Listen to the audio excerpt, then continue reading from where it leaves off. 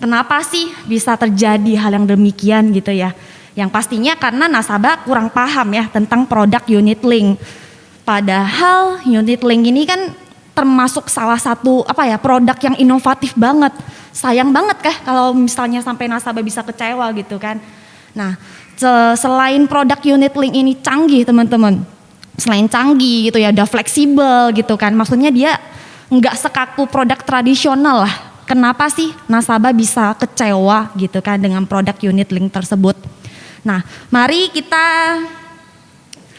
bahas teman-teman. Tapi sebelumnya kita ini dulu deh, kita harus cari tahu dulu ya kan. Kita mau tahu dulu apa sih produk unit link itu gitu kan. Bagaimana sih untuk membeli produk unit link dengan tepat gitu ya. Karena ya sama seperti yang Pak El sampaikan tadi ya, mau agent lama, mau agent baru gitu kan. Ya kadang mungkin kita kilaf atau lupa ya, kita ya buat seadanya lah gitu ya. Jadi hari ini kita akan bahas sama-sama. Saya dengan pembicara yang luar biasa juga hari ini dengan Pak Heri. Silakan Pak Heri. Oke, thank you Natali. Apa kabar teman-teman semuanya? Jadi hari ini kita akan bahas sesuatu hal yang sangat viral saat sekarang ini dan sangat perlu kita ketahui, bukan hanya kita sebagai agen, juga kepada semua nasabah. Ini juga hal yang sangat penting sekali diketahui ya. Jadi tadi Natali udah sempat buka sedikit bahwasanya kekecewaan yang terjadi saat sekarang ini dengan nasabah ya yang memiliki polis unit link. Nah itu terjadi sehingga kadang-kadang orang berpikir ini produknya bagus atau tidak gitu ya. Unit link sebenarnya boleh beli enggak kan gitu ya. Nah padahal tadi Natali juga sudah bilang produk unit link itu didesain adalah sebuah produk asuransi yang sangat inovatif dan sangat fleksibel ya, terdepan gitu ya. Jadi kalau saya bisa analogikan itu seperti gini, produk asuransi kan banyak ya. Kemarin di sesi sebelumnya kita pernah bahas berapa jenis produk asuransi. Nah salah satunya adalah unit link, dan sebelum unit link itu ada produk tradisional. Nah namanya juga tradisional ya. Jadi kalau saya analogikan seperti kalau mobil biasa dengan mobil balap gitu. Ketika kita ditanyakan mobil balap tuh bagus atau tidak sih? Kan gitu ya, kita kan bingung ya jawabnya. Mobil balap ya tergantung kamu mau pakainya untuk apa kan gitu ya. Artinya sebuah produk yang canggih pun kita harus tahu bagaimana cara menggunakannya, bagaimana memanfaatkannya kan gitu ya. Sehingga bisa mencapai tujuannya kita, yang kita inginkan itu seperti apa. Nah jadi sama hal, semua hal termasuk juga produk unit link kita perlu tahu apa-apa saja produk unit link itu di dalamnya ada komponennya apa aja ya. Dengan produk secanggih ini, setransparan ini, kemudian punya akses untuk bisa mendapatkan manfaat yang maksimal dari dana kita. Namun kalau kita salah mengelola, salah melakukan transaksi, maka kita juga akan kecewa. Ya, benar Pak. Jadi nah itulah yang perlu kita pelajari bersama hari ini. Nah, jadi teman-teman kalau kita mau bicara unit link, seringkali kita perlu memahami sebenarnya apa-apa saja komponen ada di dalam unit link. Kita bisa lihat bahwasanya El bisa bantu share proposalnya. Jadi ini kita akan ambil satu contoh proposal dan di dalam proposal itu kita akan lihat ya.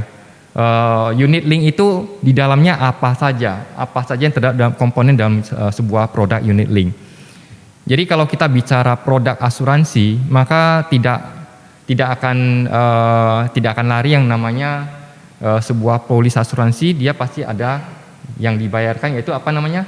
Biaya, premi ya, premi asuransi ya. Nah,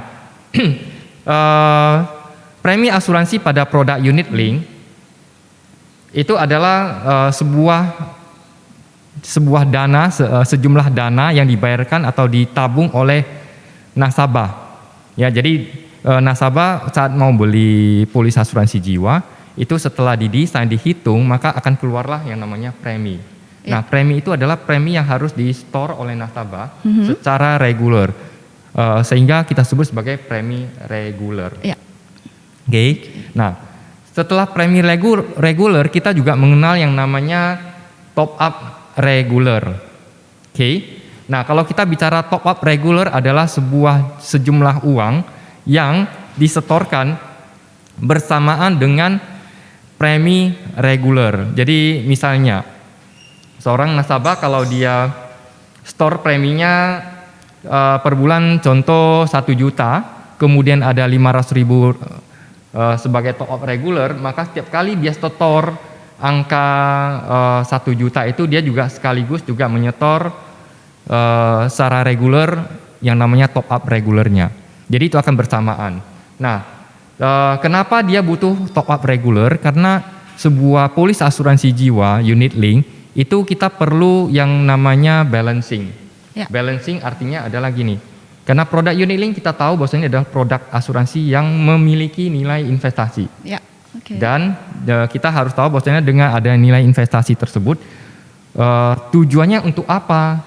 Nah, tujuannya adalah yang paling utama supaya dana nasabah yang di store setiap tahun itu bisa maksimal sehingga dimasukin ke instrumen investasi, dan diharapkan suatu saat nanti instrumen investasi saldo uang yang disimpan, yang ditabung, diinvest itu mengalami pertumbuhan, dan suatu saat nanti saldo tersebutlah digunakan untuk menjaga, mengcover biaya-biaya yang akan timbul. Oke. Nah, terkadang dalam sebuah polis asuransi jiwa, premi saja itu tidak cukup.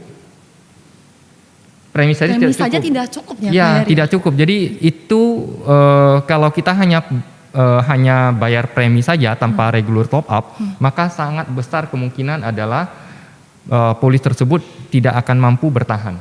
Meskipun dibayar? Gitu. Walaupun kita bayar. Oh, sehingga dia perlu lagi yang satu komponen lagi yang namanya top up regular. Oke. Jadi supaya apa? Supaya saldo polis kita itu juga seimbang, kita tetap bisa mendapatkan manfaat proteksi itu secara jangka panjang. Jadi inilah yang kadang-kadang terjadi salah kaprah ya. Orang berpikir bahwasanya beli unit link itu beli produk investasi ya. Ini juga bisa salah penggunaan gitu ya. Ya. Nah, seperti itu. Nah, kemudian kita juga tahu bahwasanya di sebuah polis asuransi jiwa itu terdapat yang namanya biaya asuransi. Biaya asuransi atau kita sebut sebagai cost of insurance ya. Pak El sudah memperlihatkan contoh proposal. Di sana nanti kita bisa lihat ya bahwasanya dalam sebuah proposal unit link itu selalu akan ada namanya premi regular, top up regular, ya. Kemudian berikutnya adalah biaya asuransi. Nah, inilah yang kadang-kadang bisa misunderstanding dari nasabah antara premi dengan biaya asuransi. Ya. Nah, kalau Natali selama ini memahami premi dengan biaya asuransi itu seperti apa? Kalau saya mengenal premi itu ya berbeda sih dengan biayanya ya. Premi itu kan yang kita bayar, kewajiban yang kita bayar gitu. Benar, kan. Benar. Tapi kan kalau yang namanya biaya itu ya pastinya kan selama kita, contoh ya premi, lebih gampang gini nih teman-teman. Contoh nih saya bayar premi 1 juta nih. Oke, biaya asuransinya kemungkinan 500.000 gitu kan. Nah, premi ini saya bayar, ini pengetahuan saya ya Pak Heri ya. Jadi saya bayar premi ini, contohnya nih saya mau rencana bayarnya 20 tahun deh contohnya ya kan. Tapi biaya tersebut, biaya yang tadi yang bukan premi ini akan berjalan selamanya. Dan katanya bakal naik terus ini biaya ya. Ya, mantap sekali Natali ya. Jadi sangat benar sekali ya. Jadi antara premi dengan biaya asuransi itu adalah dua komponen yang berbeda, di mana kalau premi kita mengenal namanya cuti premi. Bayar sampai suatu saat kita mungkin bisa berhenti dulu. Kan berhenti. Namun yang tadi Natali bilang itu benar, yang namanya biaya asuransi itu tetap akan berjalan selama manfaat kita masih berjalan. Ya. Artinya adalah kalau misalnya proteksi kita sampai usia 99 tahun atau 80 tahun, maka biaya asuransi itu tetap akan jalan sampai di usia tersebut. Ya. Nah, that's why kita butuh yang namanya tadi top up ya, supaya menyeimbangkan antara manfaat yang kita beli dengan premi yang kita tabung.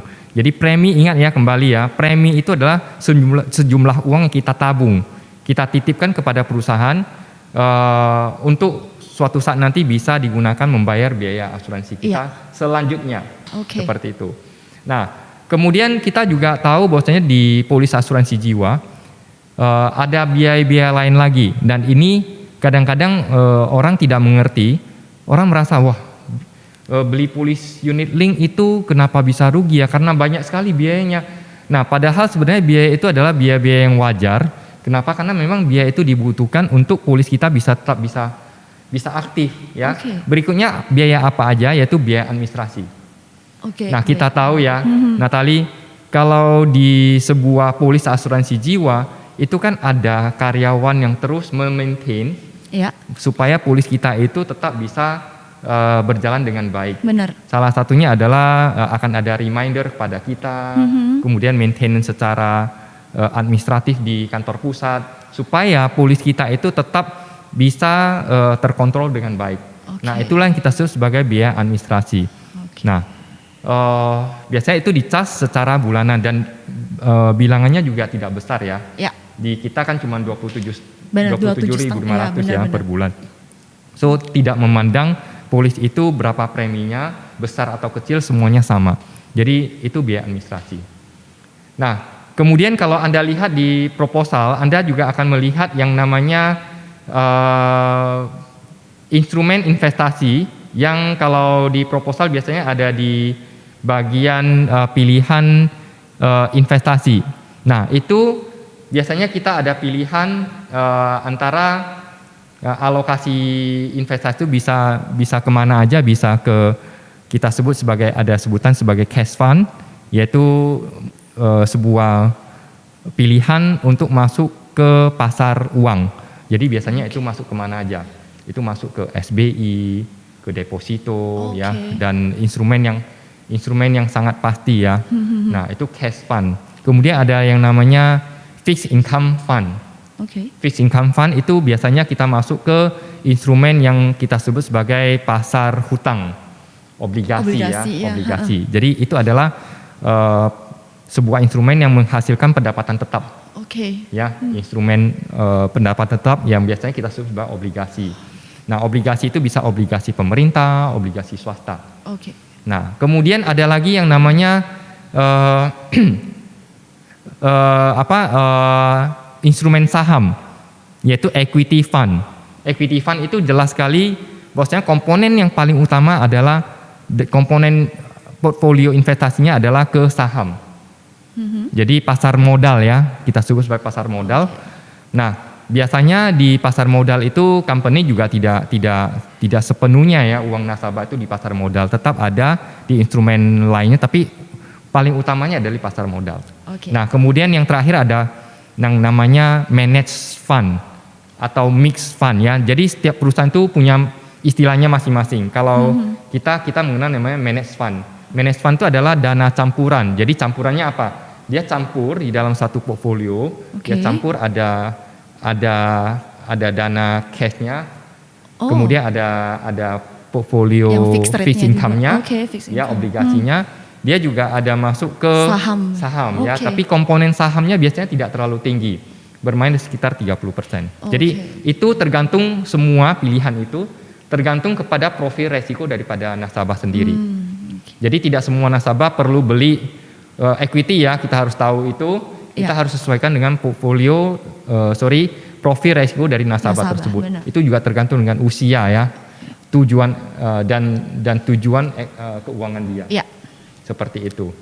Nah, itulah yang perlu kita ketahui. Dan yang berikutnya, karena ada instrumen investasi, maka nasabah punya kesempatan, punya hak untuk melakukan yang kita sebut sebagai switching.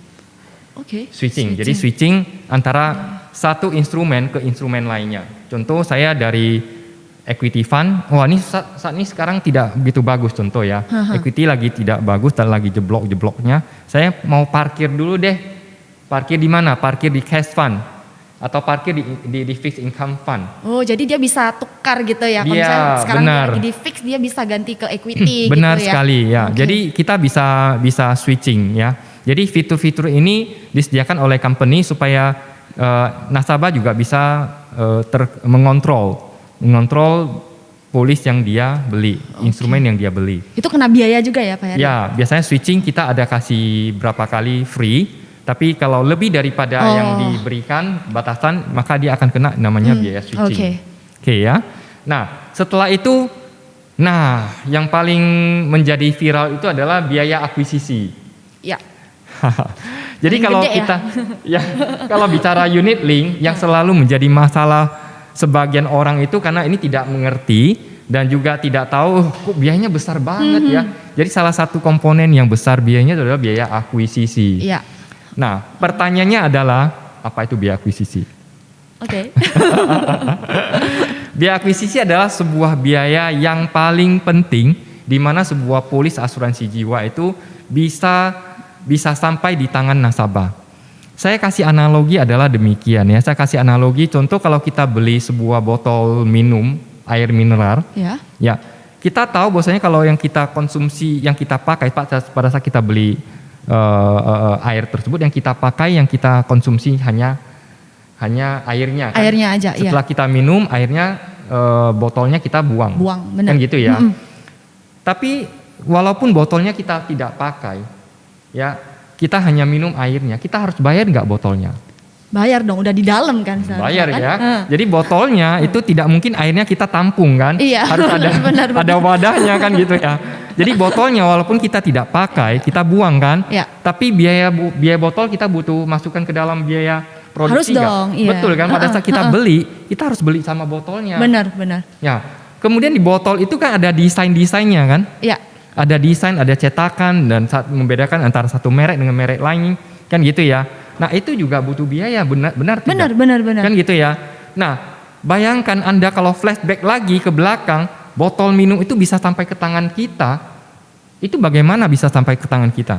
Dia tentunya melalui beberapa distributor sampai ke pedagang eceran sampai di tangan kita kan gitu ya. Benar. Nah, dari pabrik itu ke distributor, ke pedagang eceran sampai di tangan kita, itu pertama dia pasti ada biaya distribusi. Iya pasti dong. Biasa distribusi ya. Benar. Artinya adalah tidak mau dong distributornya itu kerja bakti kan. Transport, saya antar barang, saya jualin, saya ambil harga 500, saya jualin 500, nggak mungkin kan. Iya. Karena distributornya sendiri juga butuh karyawan. Iya betul. Dia juga butuh biaya operasional, transportasi, benar ya. Benar. Dan biaya-biaya lainnya lagi sehingga produk itu bisa sampai di tangan kita. Ya. Sama seperti itu polis asuransi jiwa. Kemudian di pabrik kalau kita balik lagi ke belakang, pabrik sendiri untuk bisa dapatkan botol kemasan itu dia butuh suling airnya, dia butuh mesin, dia butuh karyawan, dia butuh packaging. Ya. Oh, jadi memang kita minumnya sih airnya doang. Kalau dihitung air itu seberapa sih kan gitu ya. Benar. Seberapa sih, tapi yang kita minum itu saat kita beli itu keseluruhan sehingga air itu bisa sampai di tangan kita dan bisa kita konsumsi, maka biaya-biaya yang timbul itu pasti akan kita masukin ke dalam komponen penjualan. Benar. Itulah yang namanya biaya akuisisi. Jadi jelas ya teman-teman. Ketika kita beli polis asuransi jiwa itu juga demikian. Bayangkan di sebuah perusahaan asuransi jiwa, dia tidak bisa hanya ada satu karyawan. Bayangkan kalau kita hanya punya satu karyawan, itu kalang kabut. Kalang kabutnya bagaimana? Bagian yang menerima bisnis baru, new bisnis ya. Bagian klaim semua. Ya cabangnya cuma satu. Wah, kita sebagai nasabah pasti nggak berani beli dengan perusahaan yang karyawan cuma satu orang. Iya dong Pak ya. So jelas ya, biaya akuisisi itulah yang menjadi ketika seseorang tidak tahu, tidak memahaminya, dia merasa biaya akuisisi aku besar banget ya. Karena polis asuransi jiwa jelas dia tidak bisa seperti produk pada umumnya ya. Produk pada umumnya dia sudah bisa package. Jadi Anda beli ini seperti ini. Nah produk asuransi gak bisa, apalagi unit link yang transparan. Sehingga apa yang terjadi adalah produk biaya akuisisi yang timbul itu mau tidak mau akan dicas ke nasabah melalui apa? Melalui premi yang dia setor. Ya, benar. Jadi kalau seperti ini kita sudah bisa memahami ya. Nah, kita perlu memahami dulu sebelum membeli sehingga saat kita membeli kita bisa desain, kita udah tahu saya udah tahu ada biaya ini, saya udah tahu ada biaya ini sehingga saya bisa desain apa yang paling baik untuk saya. Kan gitu ya. So kalau kita bicara biaya akuisisi, maka pada produk unit link itu sebenarnya ada dua jenis lagi ya. Kita bisa bedakan, ada yang namanya produk unit link yang kita sebut sebagai front end loading. Front end itu adalah produk-produk yang biaya akuisisinya dia tarik di depan. Jadi pada tahun pertama biaya akuisisinya itu udah gede banget, udah besar ya. Itulah yang kadang-kadang orang nggak ngerti, wah uang saya tahun pertama saja sudah habis ya. Kenapa? Karena memang perusahaan asuransi butuh biaya itu terutama di awal-awal tahun pertama. Pada polis itu masih perlu timbul kan gitu ya.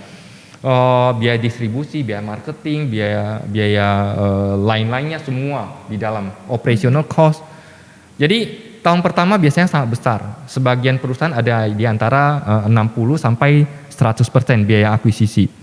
Kemudian ada lagi tahun kedua, tahun ketiga, tahun keempat, tahun kelima. Oke, itu yang namanya product unit link front end. Kemudian front end ya, front end artinya di depan kan? Di depan. Jadi biayanya diambil di depan. Gede di depan ya. Nah, kemudian kedua, ada lagi produk unit link yang disebut sebagai back end. Back end. Front end, back end. Ya, back end itu adalah produk yang dimana biaya akuisisi itu tidak akan terhindari. Hanya mungkin company bisa menahan, dia subsidi dulu, dia menahan, tidak akan mencas ke nasabah. Jadi biasanya kalau produk BN itu dia tidak akan nampak biaya akuisisinya langsung besar di depan. Biasanya sedikit ya. Kalau di kita ada namanya seperti Maxi ya, produk Maxi itu dia tidak akan cas di depan begitu besar. Dan biasanya dia juga tidak akan cas begitu lama.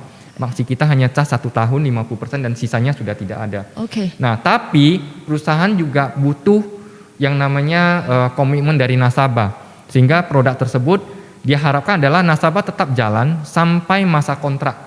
Sehingga perusahaan dengan biaya akuisisi yang sangat-sangat minim sekali, dia bisa bertahan dengan apa? Dengan harapan adalah bisnis itu berjalan lama. Sehingga perusahaan akan mendapatkan profit untuk menutup biaya akuisisi itu melalui polis yang terus premi yang terus di-store oleh nasabah. Seperti itu. Berarti Pak Heri kalau kayak gini yang menentukan mau beli yang akuisisi yang front end atau back end itu yang menentukan siapa? Agent atau nasabah? Sebenarnya ini yang menentukan adalah tetap nasabah. Cuman karena banyak sekali nasabah yang tidak mengerti, tanda kutip tidak paham, sehingga seringkali nasabah juga tidak punya informasi seperti itu.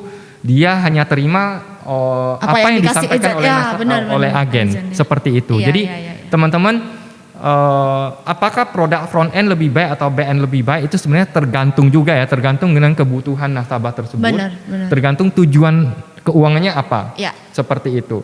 Jadi sangat banyak hal faktor yang membuat kita supaya kita kalau udah paham, kita tahu jelas dan kita bisa memaksimalkan dana yang kita keluarkan untuk mencapai tujuan keuangan kita.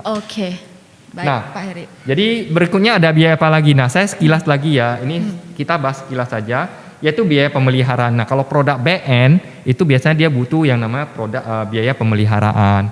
Dia butuh namanya biaya cuti premi. Kenapa? Karena dia tadi saya bilang dia diharapkan nasabah bisa jalan terus, jangan cuti dulu. Gitu ya. Jadi kalau cuti maka di luar kontrak dia akan kena biaya cuti premi. Kemudian ada biaya penarikan seperti itu. Maxi Link itu berarti ya? Ya. Itu produk BN seperti di Maxi kita. Nah, jadi kalau kita sudah tahu seperti itu, maka kita udah jelas ya produk unit link itu seperti apa. Sehingga kita tidak jadi satu momok lagi. Kenapa? Karena pada dasarnya produk unit link diciptakan itu sangat canggih sehingga semua komponen dia tampilkan kepada nasabah. Ya, kalau produk tradisional kan biaya itu tetap ada, cuman tidak dilapor ke nasabah. Saya tarik dana kamu untuk ini sebesar berapa biayanya, biaya administrasinya berapa, tidak. Semuanya sudah dihitung kian, di package dan dijual kepada Anda dalam bentuk sebuah produk. Ya, seperti itu, Natali. Nah, jadi sangat penting bagi kita adalah mengetahui semua ini, memahami. Kemudian setelah memahami, kita harus lakukan apa lagi? Kita harus lakukan yaitu pemetaan di mana kita bagaimana melaksanakan sampai finalisasi menjadi sebuah polis.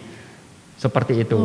Jadi yang penting adalah di sini kalau kita langsung saja ya, tips kita untuk membeli polis unit link dengan baik. Oke ya, kita langsung ke tips ya. Oke Pak Heri. Jadi yang pertama adalah kita harus tahu tujuan keuangan kita itu secara jelas. Tujuan beli polis asuransi itu jelas untuk apa. Ya tadi kita sempat sharing dengan Natali ya. Kalau orang beli polis asuransi jiwa tujuannya untuk apa nih? Untuk pembentukan aset misalnya. Ya jelas dia waktu desain harus desain sesuai dengan pembentukan aset kan gitu ya. Benar. Nah contoh saya mau suatu hari nanti saya siapin dana sebesar 10 miliar untuk keluarga saya, contoh ya. Di tahun keberapa saya mau capai.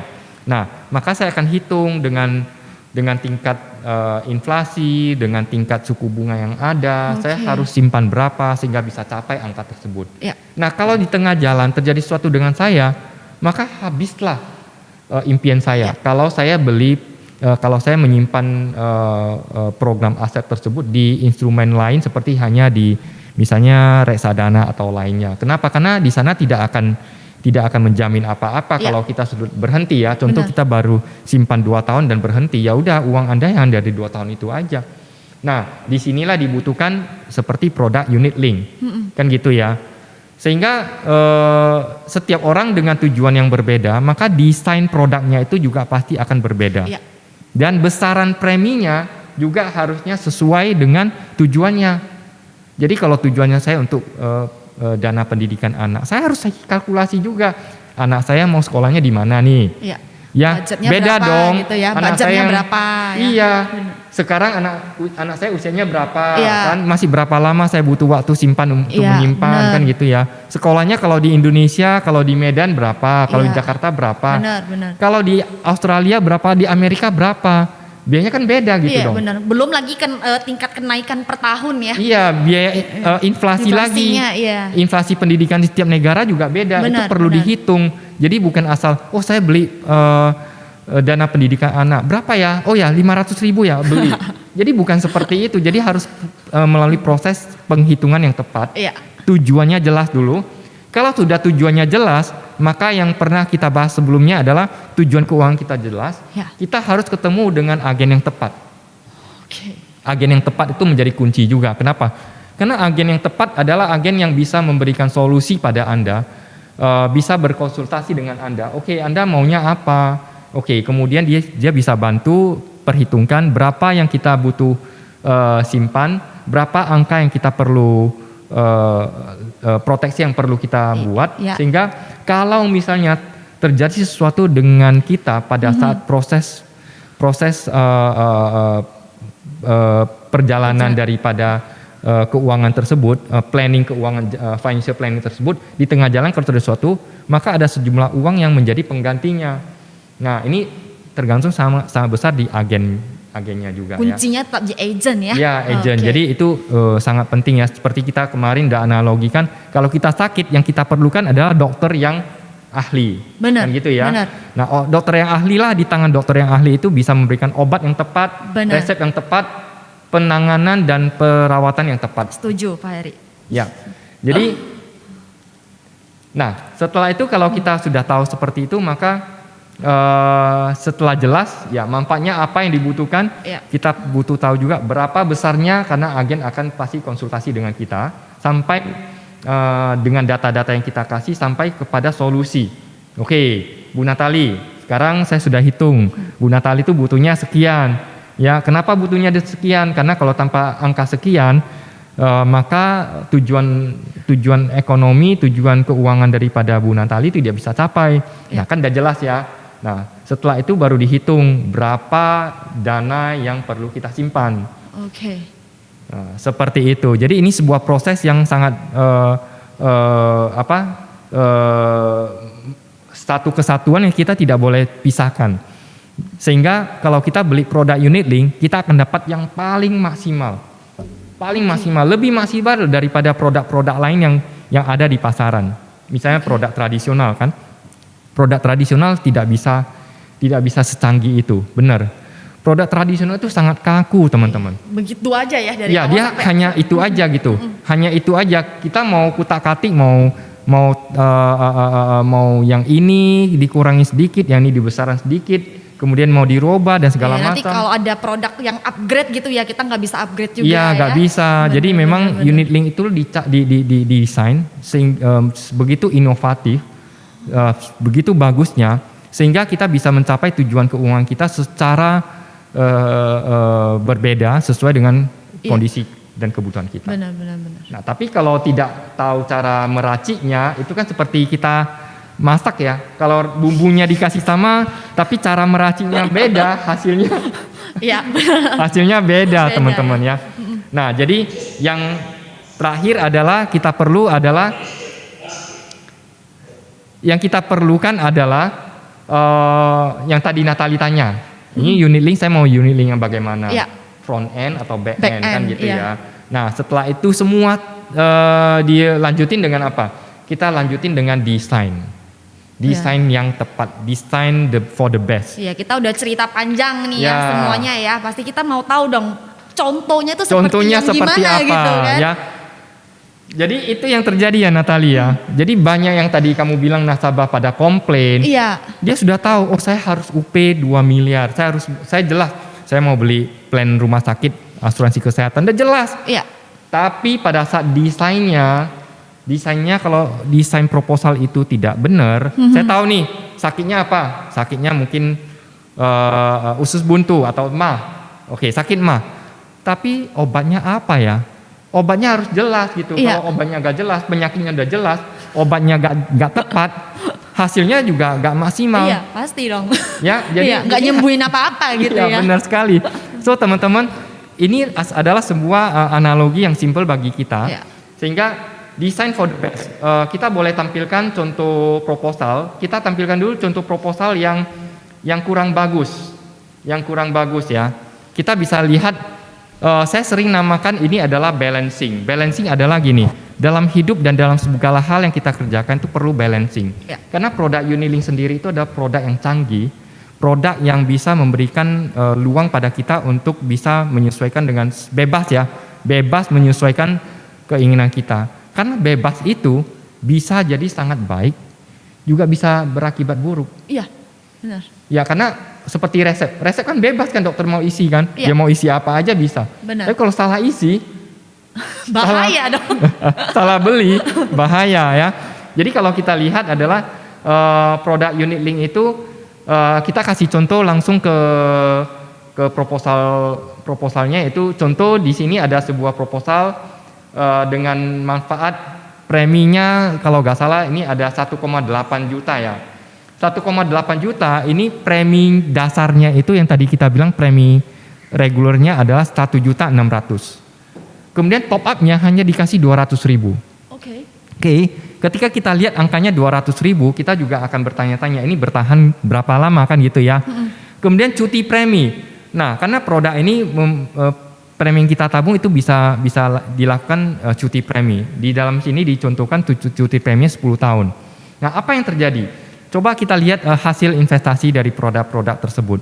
Ketika kita tahu komposisi seperti ini dengan manfaat dalam polis ini ada pertanggungan jiwa, kalau nggak salah di sini ada 500 juta ya, 500 juta. Kemudian juga ada Kritis. Ada penyakit kritisnya, kemudian ada proteksi kesehatan, Iya. ya MBX ya. MBX. Nah, dengan kondisi seperti ini yang dia bayar itu bisa bertahan berapa lama? Kita bisa lihat dari contoh proposal tersebut, di mana bayar 10 tahun, setiap bulan itu 1,8 juta. Oke. Nah, walaupun angkanya terlihat wah 1,8 juta udah bisa dapat sedemikian banyak ya. Iya. Dan saya sudah gembira sekali. Nah, ini sering terjadi ya Natalia di lapangan nasabah selalu banding-banding. Iya. Natali Lebih punya murah. punya kamu kok mahal ya. Iya. Saya dapat dari orang ini lebih murah loh. Benar, Manfaatnya sama kok, saya lebih murah gitu kan. Nah, dia tidak lihat komponen di dalamnya. Benar. Kadang-kadang bisa saja orang menjelaskannya dengan penjelasan yang benar tapi salah pakai. Contohnya apa? Dia bilang apa? Lah, gak usah bingung sih. Kenapa? Kamu kan beli proteksi, kamu kan bukan beli investasi. Benar. Ya ngapain? Gak usah dilihat itu hasil investasi jelek, gak apa-apa itu. Kenapa? Kamu kan bukan beli investasi. Iya benar. fokusnya cuma di manfaatnya doang. Iya, gitu kan. yang penting manfaatnya berapa kamu bayar, kamu dapat apa gitu ya. Ilustrasi kan nggak pasti ya. Iya, ilustrasi kan nggak bisa dipegang gitu ya. Jadi ini sebuah tidak salah sih yang disampaikan orang tersebut, tapi pemakaiannya salah. Pemakaian salah itu bahayanya akan muncul di belakang. Iya. Ya, resiko itu kepada nasabah itu akan muncul di belakang. Anda coba lihat, bayangkan orang ini simpan selama 10 tahun, itu ada proyeksinya di rendah, sedang, dan tinggi. Kita memang tidak bisa garansi ya, pasti terjadi seperti itu. Ya. Tapi bayangkan ini kan perhitungan matematis. Kalau misalnya di perhitungan rendah, sedang, tinggi saja, nasabah dengan cicilan 10 tahun itu selesai, manfaat di rendah, sedang, tinggi itu sudah Anda lihat di kolom di bawahnya sudah bintang semua, sudah jeblok semua. Iya. Artinya adalah apa? Artinya adalah polis nasabah pada saat itu sudah tidak akan bisa berlanjut lagi, tidak akan bertahan lagi. Kenapa? Karena saldo uang itu tidak mencukupi lagi untuk membayar biaya asuransi yang tadi kita bilang. Ya. So apa artinya kalau kita beli sebuah proteksi yang kita mau beli adalah kenyamanan, tapi kita tidak nyaman. Kapan ya polis saya bisa berhenti? Nah, ini bahkan kita bisa lihat kalau kita lihat contoh proposal ini di premi tersebut dibayar terus. Di next halaman berikutnya kita bisa lihat kalau misalnya nasabah tidak berhenti bayar, dia bayar seumur hidup pun. Ya. Ini bayar terus loh. Ini ceritanya sama seperti yang tadi agen itu sampaikan. Bayarnya seumur hidup. Kita lihat saja, itu jangankan di rendah, di sedang saja, itu sudah perhitungan sudah minus. Artinya apa? Jelas ya, artinya itu sudah dengan pembayaran seumur hidup tanpa berhenti loh nasabah bayar. Tanpa berhenti tiba-tiba polis mati ya. Polisnya lapse. Nasabah pasti akan jerit. Bagaimana polis saya premi tetap bayar, tapi polis saya sudah tidak bisa menanggung resiko saya. Benar. So ini sangat krusial sekali, sehingga teman-teman para agen juga para nasabah, Anda harus betul-betul aware terhadap hal ini. Ya. Kita harus betul-betul melek juga, jangan asal terima saja apa yang disampaikan gitu. Anda harus bisa melihat juga. Nah, polis ini layak nggak?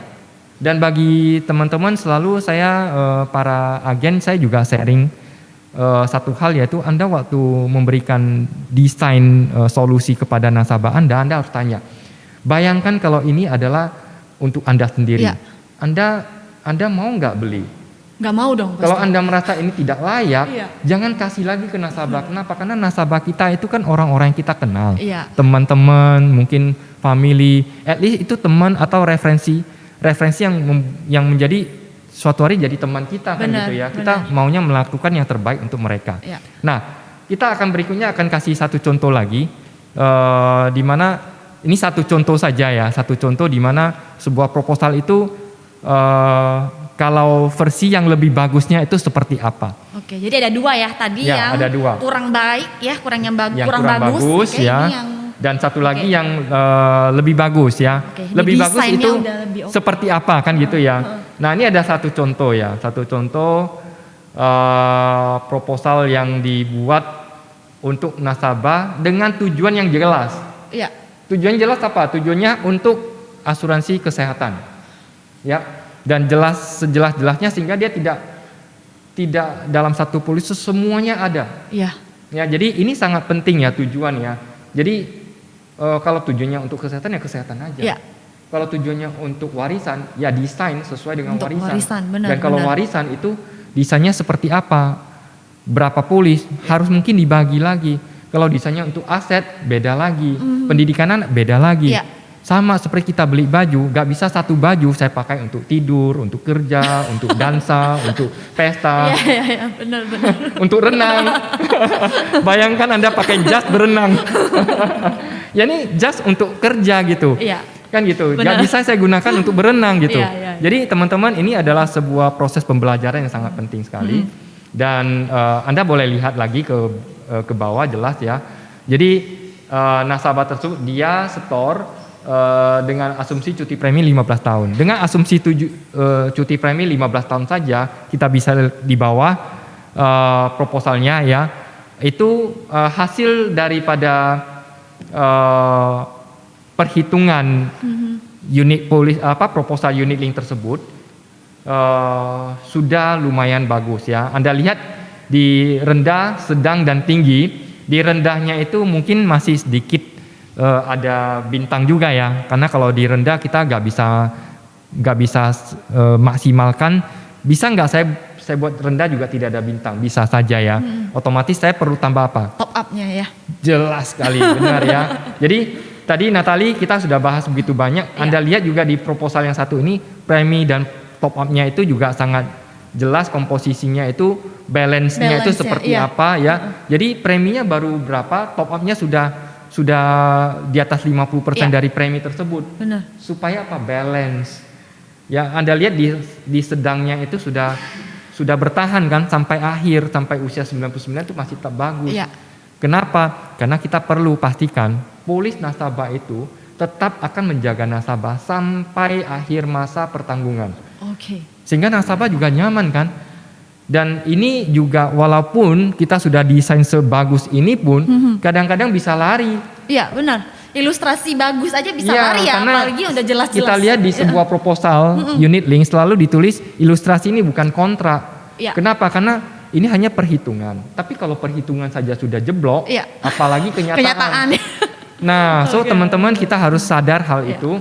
Tapi at least kalau di perhitungan kita sudah buat dengan bagus, mudah-mudahan ya, karena kan namanya investasi bisa lebih dari kenyataan, bisa kurang dari kenyataan. Benar. Kita berharap produk dan manfaat tersebut masih tetap akan berjalan dengan baik, sehingga nasabah tetap akan menikmati manfaat yang kita sampaikan, solusinya yang dia mau itu dia tetap bisa dapat. Benar. Sehingga kita sebagai agen tanggung jawab moral kita itu juga kita juga menjalankan bisnis dengan sangat senang, dengan bahagia, kita bisa bertanggung jawab kepada nasabah kita juga happy. Iya. Jadi ini adalah win-win ya. Nah, dengan kondisi seperti itu, kita tanya lagi, unit link bagus atau tidak? Tergantung ya. Jadi kalau kita udah ngerti, malah ini bagus. Kenapa? Kita bisa capai semua hal yang kita inginkan dengan satu polis yang ada sesuai dengan kebutuhan kita. Iya. Seperti itu. Jangan kita janjinya nih, kan maunya kan agent itu dua pilihan tuh agent ya, Pak Heri kalau mau buat proposal ya. Dia buat proposal itu yang pertama itu benar-benar tujuan proposalnya itu untuk menjaga nasabah sampai akhir hidup mereka. Ya. Dia mempersiapkan polis yang begitu, atau yang kedua mempersiapkan polis bom waktu, teman-teman. Iya, benar sekali. Jadi kalau kita tidak siapkan dari awal itu dengan baik, ya itu suatu hari akan jadi bom waktu. Benar. Dimana pada satu saat dimana kejadian yang tadi kita bilang saldo polis tidak mencukupi untuk biaya asuransinya lagi. Nasabah pasti akan teriak. Benar. Ya, dan kalau satu nasabah teriak, bagaimana kalau sampai 2, 3 banyak nasabah yang teriak, dan kita juga pasti kewalahan ya. Dan itu bukan tujuan daripada bisnis kita. Bisnis kita adalah memberikan proteksi bioside for life. Yes, benar. Sampai kepada nasabah itu di akhir masa pertanggungan. Benar. Seperti itu. Yep. Oke. Jadi ini aja Pak Heri, ada lagi? Mungkin ya teman-teman lah ya, dari teman-teman. Kalau teman-teman ada yang ingin bertanya boleh di kolom chat kita. Nanti kita juga bisa akan berikan komen kepada Anda. Kalau Anda punya masukan juga boleh sampaikan juga ya. Boleh, teman-teman. Sehingga teman-teman kita sama-sama belajar bagaimana memberikan yang terbaik dalam profesi kita kepada sebagai pelayanan kepada masyarakat, memberikan solusi yang terbaik, yang manfaat dari produk yang terbaik, sehingga nasabah juga tidak akan takut lagi dengan yang namanya unit link. Bahkan kalau ketika nasabah mengerti, wah ternyata unit link itu seperti demikian, jelas ya, transparan, kemudian fleksibel dan bisa sesuai dengan kebutuhan saya. Kenapa tidak gitu ya? Yang penting adalah desainnya harus tepat. Harus balance juga. Balance, ya.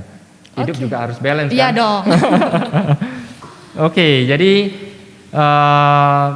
pembahasan kita hari ini ya, mungkin bisa sampai di sini aja, Natali. Oke, singkat ya teman-teman ya. Baru aja mulai, udah stop ya. Ini jam 3. Pak El ada nggak yang tanya di kolom chat kita? Ada pertanyaan. Gitu. Ini ada pertanyaan.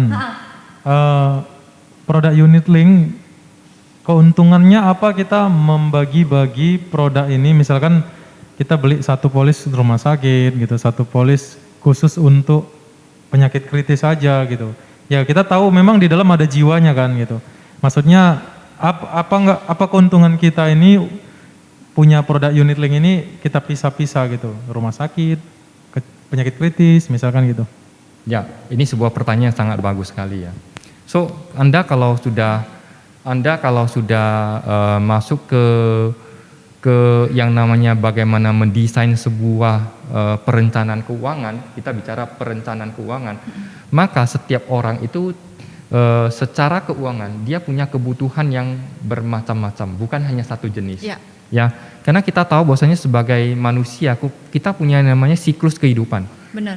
Siklus kehidupan membuat di setiap siklus tahapan kehidupan itu kita punya kebutuhan yang berbeda-beda. Ya, pasti. Ya, saat kita masih usia sekian baru mulai bekerja, kita kebutuhannya seperti apa? Benar. Saat kita sudah menikah, punya keluarga, beda ya, beda, kebutuhannya pasti udah beda. berbeda lagi. Saat kita sudah mulai punya bisnis, punya anak, itu beda lagi. Benar. Saat kita sudah di usia menjelang mau pensiun ya. itu juga beda lagi kan gitu ya. So banyak hal lagi yang faktor lain yang membuat kita itu memiliki kebutuhan yang keuangan yang berbeda-beda. Ya. Sehingga sangat jelas sekali seperti contoh tadi ya, baju ya. Sangat jelas ya, analoginya baju. Kita nggak bisa, kalau baju kan untuk melindungi diri kan. Benar. Ya satu pakaian aja cukup deh. Kan bisa kan, saya pakai itu untuk sebenarnya untuk bisa tidur. ya. Sebenarnya bisa, tapi lucu kan? Lucu. Pakai piyama ke kantor Iya, gitu saya ya. pakai piyama ke kantor, pakai baju renang ke kantor. Pakai piyama Aduh. ke PWC gitu ya. Iya. Jadi memang produknya ini seperti itu. Tadi saya kasih contoh misalnya kalau saya mau tujuan keuangan saya adalah misalnya pensiun. Maka saya harus jelas, ini dana tidak boleh campur aduk dengan produk kesehatan saya. Karena suatu hari kalau saya campur dengan produk kesehatan, itu kan biaya asuransinya kan tinggi. Benar. Nanti yang saya mau capai di saat pensiun itu mau sejumlah uang itu tidak akan tercapai lagi. Benar. Sehingga kita harus jelaskan ya. Kalau misalnya saya gunakan polis asuransi, saya desain untuk misalnya warisan. Warisan juga demikian kan. Jelas kan, ini warisannya mau ke siapa? Anak pertama, anak kedua, anak ketiga. Saya malah sarankan adalah polisnya jangan satu. Kalau ada 3 jadi anak, dibagi gitu dibagi ya, 3 anak jelas. Kenapa? Karena Anda akan kalau di dalam satu polis yang sama, Anda akan menciptakan yang namanya saling curiga, iri kan. Masa Natali dapat 20 miliar, saya hanya dapat 1 miliar, contoh ya. Benar. Karena di satu-satunya instrumen untuk memberikan warisan yang terbaik dalam perencanaan warisan adalah polis asuransi jiwa. Sehingga Anda harus desain seperti itu. Kebutuhannya adalah itu. Nah, kemudian apalagi yang keuntungan kalau kita pisah-pisah. Nah, kalau kita pisah-pisah, maka kita bisa meletakkan kebutuhan itu sesuai dengan keinginan kita, dan secara sistem perpajakan pun kita bisa melakukannya secara maksimal. Ada hubungannya dengan pajak juga. Jadi kita juga nanti kalau ada waktu kita bisa belajar ya. Di financial planning itu kita akan bisa belajar banyak hal, bukan hanya beli asuransi, proteksi, meninggal, kemudian dibayar. Banyak. Jadi tujuan keuangan itu sangat banyak ya. Itu bisa dari membentuk aset, perencanaan investasi, perencanaan pensiun, pendidikan anak, kemudian perencanaan pajak, kemudian perencanaan warisan ya, dan lain-lain semuanya. Jadi kalau kita sudah mengerti hal ini, maka percayalah bahwasanya tidak bisa satu polis menyelesaikan semua masalah. Berarti jawabannya kita harus pisah gitu ya. Kita harus pisah, dan satu hal lagi adalah yang namanya perencanaan keuangan itu akan berjalan seiring dengan kehidupan kita. Kenapa saya bilang demikian? Karena dalam kehidupan kita kan, keuangan kita kan setiap tahun kan pasti akan mengalami perubahan. Iya, benar. Iya kan gitu ya. Kalau misalnya Anda mengalami perubahan, misalnya tiba-tiba dalam 1 tahun ini Anda bisnisnya sukses luar biasa, income Anda juga tinggi. Pada Ya. saat income tinggi, biaya hidup kan ikut tinggi Benar, kan. benar. Lifestyle kita berubah Pasti kan. So, mengikuti ya. Mengikuti. Jadi pada saat mengikuti tersebut kita harus lakukan setting ulang. Benar, riset Jadi, lagi ya. Review. Ya, review, benar. Jadi polis-polis yang ada Ya. setelah kita beli di satu waktu tertentu, biasanya saya minta ke nasabah adalah 1 sampai 2 tahun itu perlu dipelajari kembali. Ya, kenapa? Contoh, anaknya dulu cuma 2, ini tambah 1 lagi, Benar, anak ketiga. benar. Perlu nggak tambahan? Perlu Perlu dong. dong, iya. Ya, masa anak pertama dapat, anak kedua dapat, anak ketiga nggak dapat? Kan? Benar. Hal ini kalau kita pahami, maka yes, jelas sekali kenapa tidak hanya satu polis. Kalau Anda lakukan proses perencanaan keuangan dengan baik, maka percaya nasabah tidak mungkin hanya beli satu polis dan dipakai selamanya, nggak Ya, akan. ya. Baju kita saja di rumah setiap tahun tambah nggak? Jangan setiap tahun ya Pak Heri ya, setiap bulan. Setiap kali. bulan ya. Karena apa? Karena fashionnya sudah lewat. Iya, benar. Tidak Trennya cocok berubah. lagi. Benar, iya. Ya, iya. produk, contohlah produk rumah sakit juga demikian ya, Iya. kesehatan kan gitu Benar. ya. Di satu waktu tertentu market berubah gitu, kebutuhan orang terhadap perlindungan kesehatan udah berubah. Pasti, iya. Maka kita juga perlu upgrade polis kita, Iya. perlu review produk kita. Seperti itu L jawabannya.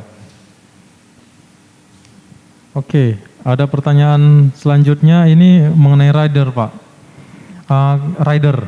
Ya, Nah kalau disuruh memilih, kira-kira kan banyak nih sekarang kayak pembebasan premi sama penyakit kritis. oke. Kan berjalannya sebenarnya hampir sama gitu kan, hanya yang satu pembebasan premi, yang satu langsung uang tunai gitu. Nah kalau disuruh pilih, kita lebih bagus memilih yang mana gitu loh, pembebasan premi kah atau menggunakan rider penyakit kritis? Oke ya. Ini kalau saya jawab nanti perusahaan juga bisa agak senang ini. Kenapa? Jadi nanti ada produk yang laku, ada yang produk tidak laku. Iya, jadinya. Tapi saya bicara secara profesional lah ya. Iya. Kalau kita mau bilang, kita harus tahu dulu manfaat bebas premi itu apa, manfaat sakit kritis itu apa. Iya. Sebenarnya kalau kita tanyakan, saya sudah punya produk rumah sakit, asuransi kesehatan, saya kenapa butuh lagi ya asuransi penyakit kritis ya? Nah itu juga kan jadi pertanyaan Benar, gitu ya. benar. Sudah punya rumah sakit kan sudah ada 3 Iya, miliar. apalagi limit sekarang udah gede-gede Gede-gede ya. kan, buat apa lagi? Nah asuransi sakit kritis tujuannya adalah sebenarnya adalah sebagai dana untuk menggantikan kehidupan kita, biaya hidup kita, lifestyle kita saat kita sakit. Ya. Karena pada saat kita masuk rumah sakit, memang bill rumah sakit sudah di cover. Oke. Tapi pada saat kita sakit kan kita tidak bisa bekerja. Benar. So bagaimana dengan tagihan listrik, Iya. tagihan Kebutuhan telepon, rumah ya. kebutuhan rumah tangga, Iya. biaya pendidikan anak itu kan Benar. tetap jalan. Benar. Kita tidak bisa bekerja pada waktu itu, ya sakit kritis mana bisa kerja Iya. ya. Kita butuh dana untuk menjaga kelangsungan kehidupan kita dari Benar. sisi yang lain gitu. Iya. Nah itu alasannya kenapa kita juga setelah punya asuransi kesehatan, kita perlu desain lagi, pikirkan lagi, kita butuh nggak next stepnya itu polis asuransi Pembebasan premi. sakit kritis. Oh, sakit kritis. Nah, baru yang namanya pembebasan premi. Kalau pembebasan premi itu tujuannya adalah membebaskan premi pada saat kita sakit kritis. So dalam hal ini kita perlu tahu kondisi nasabah itu bagaimana. Misalnya usia. Kalau usianya masih muda, dia beli pembebasan premi itu masih bagus ya. Saya bilang kenapa bagus? Karena biayanya tidak terlalu tinggi. Sehingga dengan biayanya tidak terlalu tinggi, dia beli pembebasan premi itu masih wajar ya. Ketika dia sakit kritis, ada sejumlah uang dibayarkan, dia juga bisa dapat bebas premi. Tapi kalau di usia-usia tertentu, maka mana lebih baik? Saya pasti akan bilang yang namanya penyakit kritis lebih baik.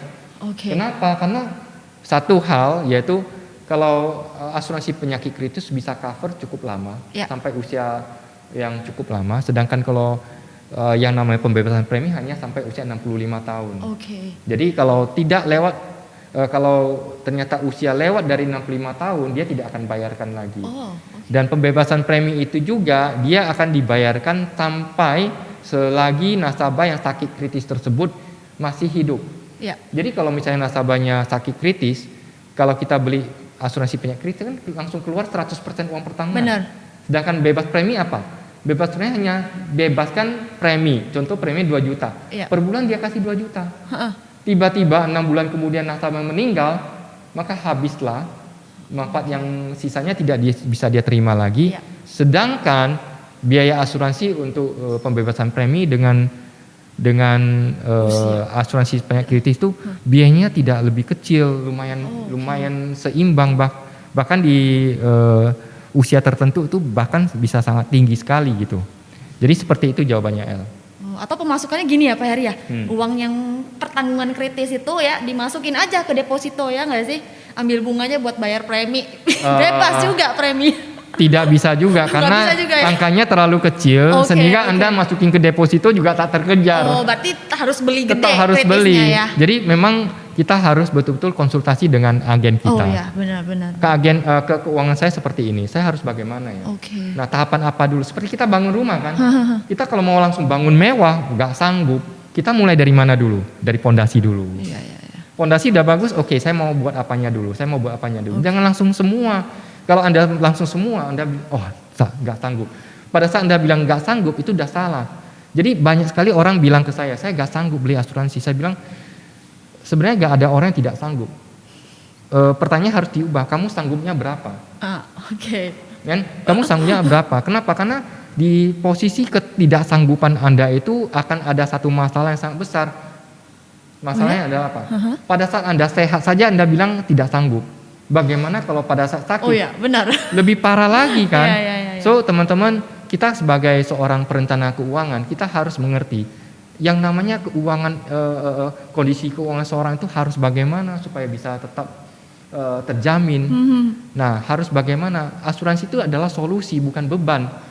Ya, asuransi itu adalah solusi. Kita pernah bahas itu di proyek sebelumnya, mungkin nanti juga akan segera tayang ya, mengenai bagaimana kita mengelola uang yang kita dapat setiap bulannya. Ya, nanti kita juga akan bahas. Oke. Berarti jawabannya kira-kira begini Pak Heri, koreksi ya kalau salah ya. Benar. Berarti jawabannya untuk pertanyaan yang tadi kira-kira yang diutamakan itu kalau bisa dua-dua gitu ya. Apalagi kalau usianya muda dan budgetnya cukup ya, dua-dua bagus gitu ya. Benar. Cuman kalau memang mau dipilih salah satu, kita utamakan kritis dulu ya, karena setuju biayanya nggak jauh sekali. beda. Lebih reasonable. Iya, oke. Ada lagi pertanyaan? Oke, ya gak ada ya. Tapi saya ingin tambahkan satu hal lagi bisa? Silakan Pak Heri. Tanya di Zoom. Gimana? Ada pertanyaan lagi nggak? Ada nggak? Oh iya, oke. Iya kalau teman-teman. ada, silakan ya teman-teman ya.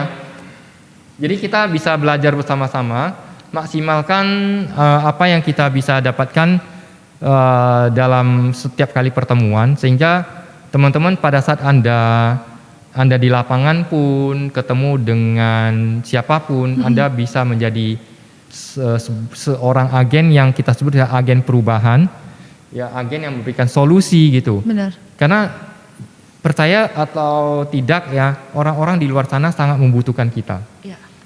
Terutama dalam perencanaan keuangan, dalam solusi keuangan buat mereka. Hidup di zaman sekarang ini semua orang butuh yang namanya uang, dan lebih butuh lagi adalah kestabilan keuangan. Oke. Setuju ya? Setuju. Semua orang butuh uang, tapi lebih butuh lagi adalah kestabilan. Jauh lebih penting itu kestabilan ya. keuangan. Benar. Itu kalau kita tidak miliki kestabilan keuangan, kembang kempis terus, kalau terjadi suatu kita tidak punya cadangan, nah itu akan sangat berbahaya ya. Seperti itu. Jadi saya kira pembahasan kita sampai di sini. Kalau tidak ada pertanyaan lagi, kita mungkin bisa lanjutkan nanti di kesempatan berikutnya. Oke, ada lagi teman-teman? Udah? Ada tambahan teman-teman? Atau mau ngobrol, mau apa? Terserah teman-teman, ini bebas, udah selesai teman-teman. Kalau nggak ada lagi, kita tutup ya Pak Heri. Silakan ya, kalau ada pertanyaan jangan ragu-ragu ya.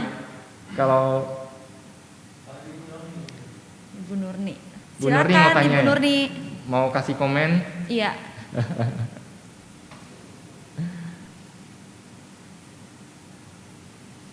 Oke. Oke, halo Bu Nurni. Ya, halo Natali. Enggak lah, ini sebetulnya saya enggak ada pertanyaan, cuman kadang-kadang kan terima masukan dari agent, apalagi misalnya agent-agent yang pemula. Unit link ini kan sebetulnya bagus sekali ya, gitu. Dia bebas berkreasi, mau manfaat apa, preminya kan nggak seperti tradisional ya. Kita mau buat UP 100 juta, langsung muncul preminya segitu, gitu kan Pak Heri kan? Ya, benar sekali. Nah, jadi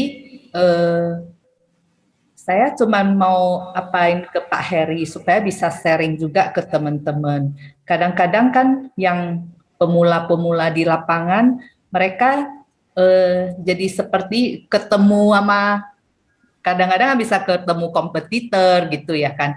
Oh, aku premi segitu loh. Bisa dibuat sampai semurah mungkin. Investasi kan nggak butuh ya. Akhirnya mereka jadi bagaimana gitu ya, merasa tidak percaya diri, karena juga mungkin tidak menjelaskannya itu. Bagaimana saya jelaskan ini ya supaya nasabah tahu bahwa premi itu murah, tapi efeknya ke belakang apa? Memang ada yang ngomong nggak perlu ya investasi, ya kan tergantung orang ya. Seperti tadi Pak Heri kan ada ngomong, sebetulnya produk unit link itu didesain kan sesuai kebutuhan nasabah, ya kan. Cuman masalahnya banyak nasabah yang juga nggak tahu kan, butuh arahan dari agent juga, gitu ya Pak Heri ya. Ya, benar Bu.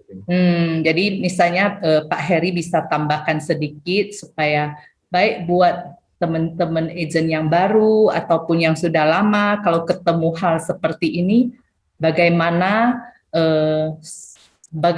menjelaskannya secara simple dan gamblang gitu loh, biarpun nasabah yang tidak ngerti asuransi juga mereka bisa terima. Oh ya gitu, kalau kita tahu nasabah kan taunya banding premi aja ya, kalau dikasih unit link manfaatnya yang sama 1.500.000 pasti pilih 500 gitu kan. Gitu ya. Ya, benar sekali. Jadi kalau yang ada yang lebih murah, kenapa beli yang lebih mahal kan gitu ya.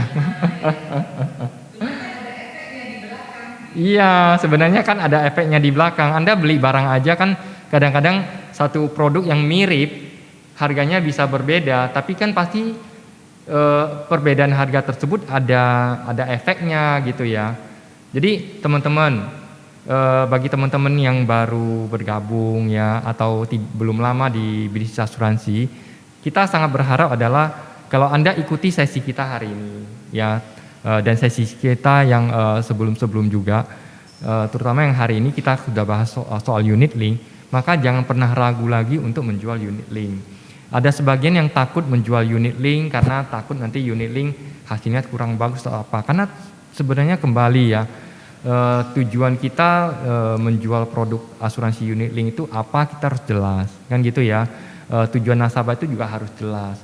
Nah, kalau kita sudah bicara itu secara jelas, kita akan dapat kepada kesimpulan, konklusinya berapa dana yang harus disimpan.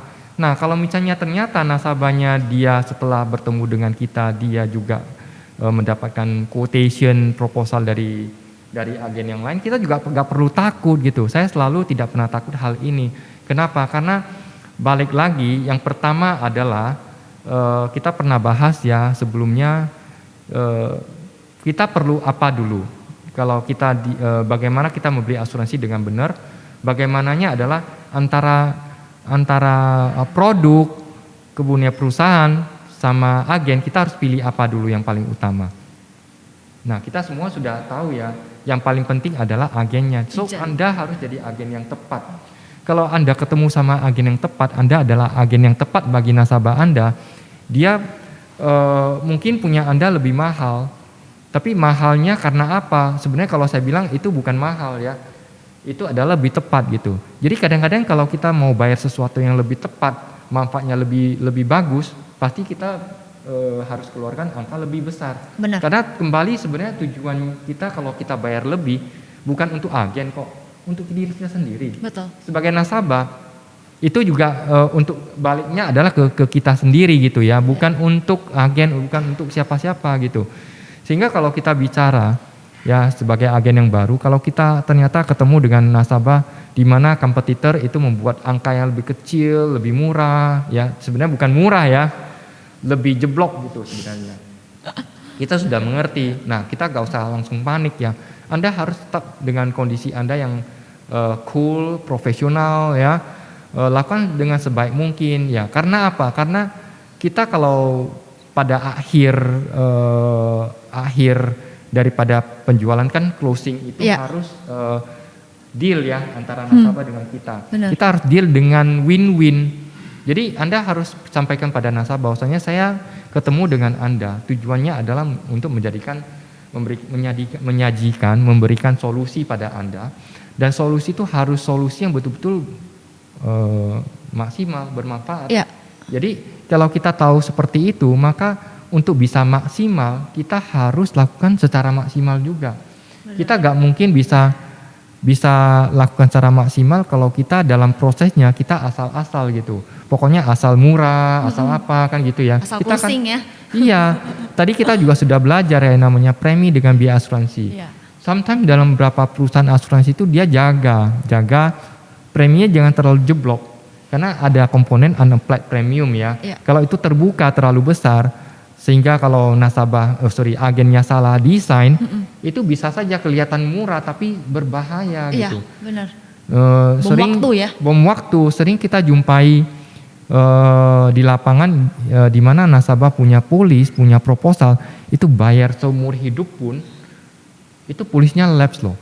Bayangkan saya kadang-kadang nggak bisa bayangkan ini kedepannya bagaimana nasabah ini hubungannya dengan dengan agen gitu, dan agen bagaimana tanggung jawab dia dengan nasabah. Benar. Karena bisa-bisa kalau ini tidak dijelaskan dengan benar itu akan jadi bom waktu yang tadi Natali bilang.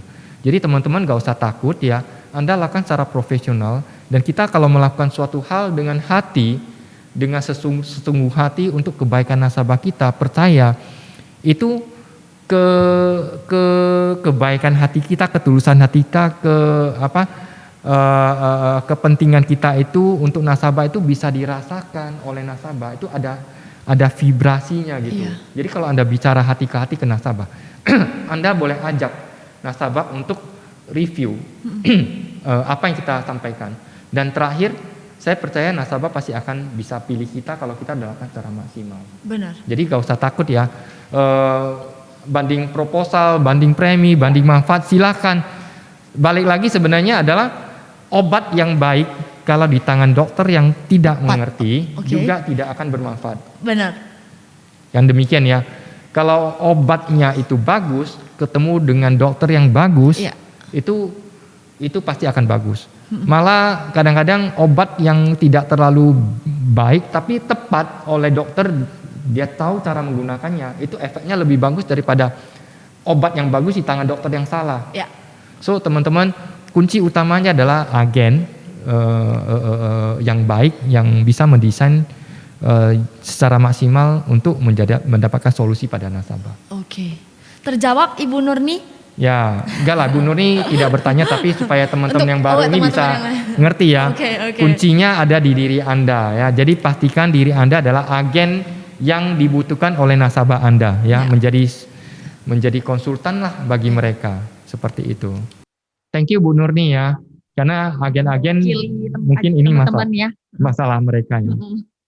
Jadi supaya kita bisa tahu tidak takut itu, ikuti aja ya podcast kita, banyak pengajaran loh dari kantor kita yang menjadikan kita profesional gitu. Kalau kita tetap ikuti, saya rasa kita tidak perlu takut sih menghadapi persaingan dari manapun gitu ya Pak Heri ya. Benar. Kita kalau sudah masuk di dunia ini dengan sepenuh hati dan profesional, maka ketemu dengan nasabah itu tidak pernah takut. Kenapa? Kalau Anda dokter, ketemu pasien, masa dokter ketemu pasien takut? Bayangin kalau dokter ketemu pasiennya takut, itu bagaimana dokter memberikan saran yang baik untuk pasiennya kan gitu ya. Kita itu dokter loh. Tapi dokter kesehatan, Iya. keuangan, sorry. Pak Heri lah, dokter pun tiap hari ikut seminar kok, tetap update. Jadi mereka tidak takut ketemu pasien. Iya, Kan? benar. Iya, benar ya. Jadi kita sebagai agen, mau jadi agen yang profesional harus ikut terus, Iya. harus belajar terus ya. Jadi perkembangan zaman kan terus terjadi. Iya. Kita sebagai agen pun, kita gak cukup ilmu yang kita pelajari selama ini. Ya, saya udah bagus, saya udah hebat. Gak bisa. Anda hari ini seorang MDRT pun, Anda harus ingat bahwasanya di market tuh perubahan terus terjadi. Iya. Kan gitu ya. Kita tidak bisa berhenti belajar, teruslah belajar sehingga kita bisa terus memberikan update yang terbaru untuk nasabah-nasabah Iya. kita. Seperti itu. Saya mau tanya nih Pak Heri. Boleh, silakan Natali. Dan udah penasaran nih. Jadi kalau misalnya nih nasabahnya tetap ngotot nih, saya mau kamu dong buatin Natali, saya mau proposal yang semurah ini. Kamu kan bisa tuh harusnya kan buat yang seperti ini sama persis saya mau yang seperti ini karena memang budget saya begitu. Nanti misalnya kalau sampai ke depan saya kan ngerti nih. Nanti ke depannya kan bakal habis kan uang saya kan. Jadi saya tahu ke depan kalau memang saya perlu top up gitu, saya akan top up, nggak masalah. Yang penting kamu buatin aja seperti ini. Bisa nggak? Nah, saya pernah ketemu dengan nasabah demikian ya. Jadi dia maksa nggak perlu pakai top up. Saya ngerti kok. Nanti sampai uangnya habis saya tambah sendiri. Kalau dulu saya jalanin aja. Saya jalanin aja. Walaupun saya tahu ya dia udah ngerti asuransi ya udahlah nggak apa-apa lah. Kalau itu memang maunya Anda ya saya buatin juga kan gitu ya. Tapi pengalaman saya lebih dari 20 tahun di dunia asuransi. Ternyata nasabah di satu saat nanti ya dia akan lupa dengan apa yang dia sampaikan. Oke. Banyak sekali ya, jangankan polis yang udah jalannya 10 tahun lebih ya. 20 tahun. Hari ini kita ketemu nasabah, coba 3 bulan lagi ketemu. Apa yang kita bicarakan di depan itu udah lupa. Benar. Jadi sometimes saya bicara dengan nasabah apa adanya. Saya bilang Anda mau boleh-boleh aja, tapi tahu nggak konsekuensinya seperti apa? Kalau Anda sudah percaya pada saya, Anda harus yakin dengan apa yang saya sampaikan pada Anda. Saya tidak akan membuat sesuatu hal yang membuat Anda jadi beban. Tapi di satu sisi juga saya tidak akan buat desain polis yang suatu hari bisa mencelakakan Anda. Kenapa? Karena kita sama-sama juga manusia. Sometimes memang kita mengerti produk seperti ini, tapi masalah lain, faktor lain itu juga banyak gitu. Masalah misalnya apa? Kesibukan kita lupa ya, sampai waktunya itu kita harus top up, kita tidak top up. Bahaya enggak? Kita pertaruhkan polis yang kita bayar sekian lama tiba-tiba harus berhenti. Gara-gara apa? Gara-gara kita lupa dan kita maunya kita ngotot seperti itu ya. Lebih baik adalah demikian. Lebih baik adalah Anda kalau misalnya desain proposal itu ternyata menjadi berat, seperti yang Natali sampaikan tadi, contoh nasabah tanya seperti itu, maka saya akan tanya sebenarnya. Saya akan tanya adalah beratnya karena apa? Dia pasti akan bicara berat karena saya kan masih ada biaya lain, biaya seperti apa gitu ya. Sometimes nasabah kalau kita bicara financial planning, perencanaan keuangan, nasabah banyak sekali biaya-biaya yang dia keluarkan itu justru biaya-biaya yang seharusnya dia tidak keluarkan. Masalahnya prioritasnya itu salah. Jadi kita nanti juga akan bahas ya soal bagaimana kita memprioritaskan uang yang kita dapatkan setiap bulannya itu untuk mendapatkan kemana uang itu harus kita belanjakan secara maksimal, seberapa besar ya sampai kepada persentase bagaimana kalau seorang itu secara keuangan itu namanya sehat dan tidak sehat. Kita akan bahas hal itu. Jadi teman-teman, kalau kita sudah bicara seperti itu kepada nasabah masih ngotot terus, ada dua pilihan. Kalau itu sangat-sangat jelek sekali, saya akan bilang kepada nasabah, kalau gitu Bapak, kalau Bapak tetap mau seperti itu, saya sih sarankan adalah Bapak pertimbangkan. Tapi kalau Bapak masih ngotot, ya silakan Bapak beli. Mungkin tidak dengan saya. Saya bahkan akan bisa nolak nasabah gitu. Jadi kalau saya sudah sempat nolak nasabah kan pasti akan tanya. Tega banget. Agen kan biasanya pengennya closing, yang satu ini kok nolak saya kan? Kok nolak saya gitu. Berarti ini sudah sangat bahaya sekali. Jadi kalau kita sudah bisa kasih sinyal seperti itu, percaya nasabah juga akan berpikir kembali gitu. Nah, saya bilang Kenapa? Karena ini bukan bicara hari ini besok ya 1-2 hari, ini cerita 10 tahun kemudian, 20 tahun kemudian. Dan ini bisa saja Anda ngerti, belum tentu anak Anda ngerti loh. Oh ya, benar. Ya kan gitu. Anda ngerti, belum tentu anak Anda ngerti, belum tentu istri Anda ngerti gitu loh. Dan pada saat Anda kewalahan, mereka bisa ngerti nggak, bisa terima nggak, dan bisa tahu nggak apa yang harus dilakukan terhadap polisi ini. Belum tentu mereka ngerti. Dan resikonya apa? Resikonya adalah Anda dan keluarga Anda. Oke. So, kalau kita udah bicara seperti ini, ya nasabah pasti akan ngerti lah. Iya. Nah, kalau terpaksa Anda mau closing, Anda closing, tapi tetap harus ingatkan pada nasabah, lakukan yang terbaik. Mungkin di tahun keberapa Anda harus ingatkan dia harus top up lagi atau bagaimana lagi. Jadi jangan ya. tunggu lagi lah. Ya, jangan sampai tunggu. 10 tahun gitu Benar, ya. benar, tahun benar. depan Ya, saya tidak akan paksa sebagai agen Anda ikut saya langsung Iya. tolak nasabahnya. Tapi tetap lakukan yang terbaik untuk nasabah Iya. Anda. Oke, berarti kita tetap harus jaga value kita, Yes. integritas kita dan Ya. profesional kita sebagai agen asuransi ya. Benar sekali. Oke. Yep. Jadi jelas ya. Kalau saya dokter pun nasabahnya bilang, saya dokter ini obatnya mahal kali, kasih saya obat generik lah. Kita tahu kalau obat itu tidak bisa sembuhkan dia, bagaimana coba? Iya benar. Ya jadi kita simple aja. Kita Iya, kalau benar. sudah masuk ke dunia yang profesional, itu ceritanya beda. Kita cara horizon kita, cara kita melihat sesuatu itu sudah berbeda dengan orang-orang yang mungkin ya pokoknya dia kejar premi, dia kejar komisi kan gitu ya. Karena saya percaya dari setiap apa yang kita kerjakan itu ada nilai-nilai yang kita bawakan, nilai-nilai kebaikan dan manfaat yang perlu kita sampaikan kepada nasabah dan memberikan berkah buat nasabah kita Iya. juga. Oke. Thank you Pak Heri. Ada lagi? Teman-teman? Ada lagi? Ada? Kalau nggak ada ya kita Oh ada lagi, oke. ya apa? Ya.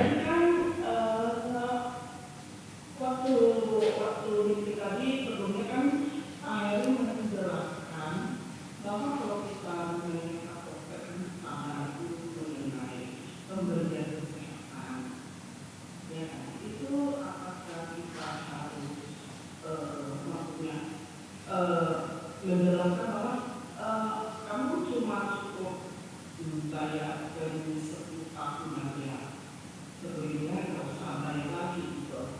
Kan menurut Pak Heri itu kalau beda dengan itu dengan tradisional kan bayar seterusnya ya. Terus yang ini kan itu bisa cuti atau gimana atau bisa stop itu. Itu pertanyaan ini.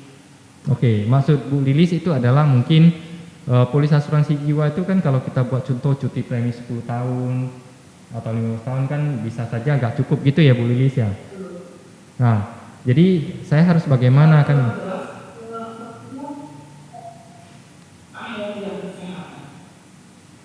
Gimana?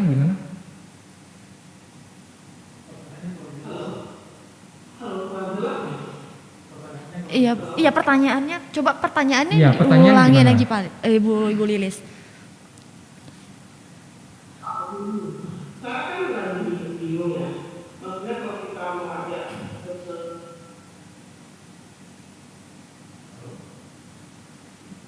Nggak jelas ya pertanyaannya. Ya, Bisa- signalnya putus kali ini. Gimana? Putus ya.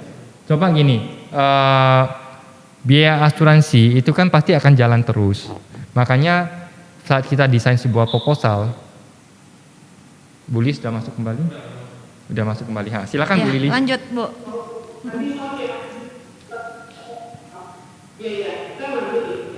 Ini, misalnya kita mau prospek ke seorang gitu. Ya. Apakah kita harus menjadikan bahwa kamu cukup bayar 10 tahun atau 15 tahun atau 20 tahun saja untuk yang kesehatan. Oke. Untuk kesehatan ya, oke. Ya. Kesehatan, saya kan lagi waktu ya, maksudnya kalau misalnya kita prospek ke orang itu beda dengan tradisional ya, tadi Pak Heri bilang ya, itu tradisional kan kayak sepertinya gitu ya. Kalau ini Jadi atau sama sekali kalau bisa 10 tahun atau bayarnya di preminya 10 tahun 10 tahun cukup itu aja. Pertanyaan saya, apakah saya boleh menjelaskan ke nasabah cukup kamu bayar cuma 10 tahun saja. Oke. Sebenarnya tidak usah bayar lagi. Oke, ya. Nah, pertanyaan pertama dulu ya. Oke, pertanyaan pertama adalah kalau produk kesehatan. Iya. Produk kesehatan saya bayar 10 tahun ya tadi ya. Iya benar.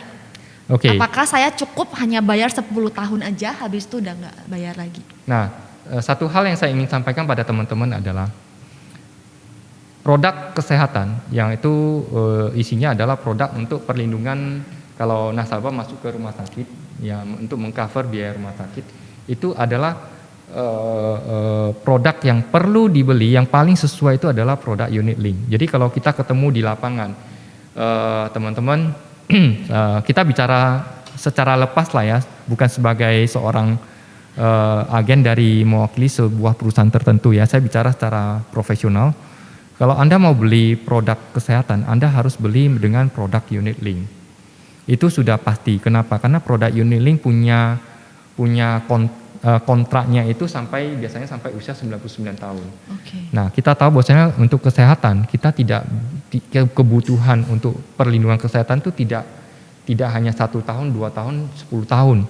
Biasanya kita butuhkan sampai kita di usia tertentu, kan gitu. Benar. Ya, sampai di usia 80 tahun, 90 tahun Iya. ya. So, paling bagus adalah dalam bentuk unit link. Jangan sesekali ya, memang ada di lapangan produk kesehatan dalam bentuk term ya. Nah, kalau term itu kan tiap tahun ya selesai bayar lagi, tiap tahun selesai bayar lagi ya. Tapi ingat, term tetap punya resiko yang sangat besar, yaitu karena dia akan direview setiap tahunnya, resiko kita sangat besar. Nah, bagaimana dengan jawab pertanyaan Bu Lilis, apakah boleh 10 tahun? Kalau saran saya adalah gini, sebenarnya pertanyaan pertama dan kedua tuh ada kolerasinya ya.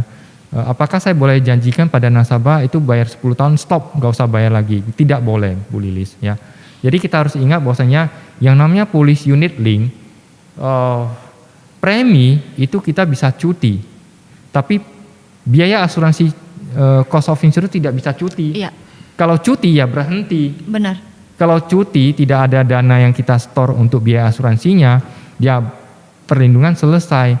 So, yang namanya perlindungan itu berjalan terus, sehingga biaya asuransi berjalan terus. Benar. Nah, kita kalau pada saat buat proposal, kita sudah contoh misalnya cuti premi 15 tahun, ya 10 tahun. Silakan Anda boleh. Nah, tapi tetap pesan pada nasabah bahwasanya ini adalah perhitungan kita. Kalau sudah di dalam perhitungan saya sudah lakukan secara maksimal, mudah-mudahan ini bisa terjadi kan gitu ya. Tapi ingat, siapapun kita, sehebat apapun kita sebagai seorang ahli ekonomi pun, itu pasti tidak bisa prediksi apa yang akan terjadi besok. Benar. Kan gitu. Jadi tidak boleh, tidak ada satu jaminan bahwasanya polis ini tetap akan bertahan. So, apa yang harus kita lakukan? Yang kita harus lakukan adalah policy unit link, kita sampaikan pada nasabah biaya asuransi tetap akan jalan seumur hidup selama manfaat ini masih ada. Kalau kita setting produk rumah sakitnya sampai usia 80 tahun, ya sampai usia 80 tahun akan ada biaya asuransi. Nah, yang kita perlu lakukan adalah tetap harus jaga dan melihat, memantau polis kita, saldonya itu mencukupi atau tidak. Iya. Memang pada awalnya di gawang pertama itu adalah apa? Gawang pertama itu adalah waktu setting proposal. Itu kunci utama. Setelah itu Anda juga harus tetap pantau. Cuman tidak seperti kalau setting proposal jelek, Anda harus pantau setiap hari, setiap bulan. Iya. Tapi kalau kita settingnya sudah bagus, mungkin Anda bisa lihat lagi 2 tahun sekali, 5 tahun sekali, tahun kedua, tahun keempat, tahun keenam, Anda lihat lagi gitu. Jadi kita terus harus pantau, walaupun kita sudah setting bagus gitu. Sama kalau kita bisnis juga demikian ya, kita sudah buat bagus, tapi apakah bisnis yang bagus kita nggak peduli lagi, nggak perhatiin lagi. kita harus perhatiin. Kenapa? Karena Maintain ya. dinamis sekali kan, iya, dinamis benar, sekali iya, apa yang terjadi, perubahan yang terjadi sama. Kita ketika ada instrumen investasi itu kan dinamis. Benar. Ya Bu Lilis ya, jadi kita tidak boleh bicara yang namanya pasti 10 tahun tidak perlu bayar lagi, itu tidak boleh. Ya, kita sudah lakukan yang paling maksimal, tapi kalau tidak kejadian itu di luar daripada perkiraan kita, sangat mungkin terjadi, ya kita harus bagaimana? Bisa saja mungkin juga adalah di luar perkiraan kita ternyata jauh lebih bagus daripada apa yang kita prediksikan. Iya. Itu ya bonus gitu Iya, ya. benar. Itu bonus. Tapi kita tetap tidak boleh garansi. Seperti itu Bu Lilis ya. Oke. Tapi Gimana, satu hal ya Bu Lilis, gak usah takut. Jangan karena itu kita jadi takut jual unit link ya. Apalagi kalau produk rumah sakit. Kalau produk rumah sakit itu dibeli dengan produk yang pasti, misalnya contoh tradisional, itu juga tidak akan baik. Kenapa? Karena begitu produk tradisionalnya bayar 10 tahun selesai, kalau ada perusahaan yang terima ya, 10 tahun selesai, maka produk asuransi kesehatan juga selesai. Dia mau sambung lagi gak bisa lagi, karena memang kontraknya sampai di 10 tahun Anda bayar. Jadi prinsip daripada asuransi kesehatan itu Anda bayar, proteksi jalan. Anda tidak bayar, proteksi tidak berjalan. Iya. Berarti artinya secara tidak langsung kita ngomong ke nasabah bayar seumur hidup gitu. Tapi kalau dia butuh penjelasan baru kita jelasin gitu. Benar sekali ya. Oke. Jelas ya Bu Lilis ya. Oke. Ada lagi El? Oke, gak ada lagi ya. Udah, jadi kita tutup ya. Ya. Sales Boleh. Clinic hari ini, thank you ya Pak Heri, saya udah belajar banyak juga hari ini. Thank you. Oke, thank you teman-teman semuanya yang udah kasih masukan ya. Kita ketemu lagi di Sales Clinic minggu depan teman-teman. Kita akhiri ya. Oke. Sampai jumpa. Sampai jumpa.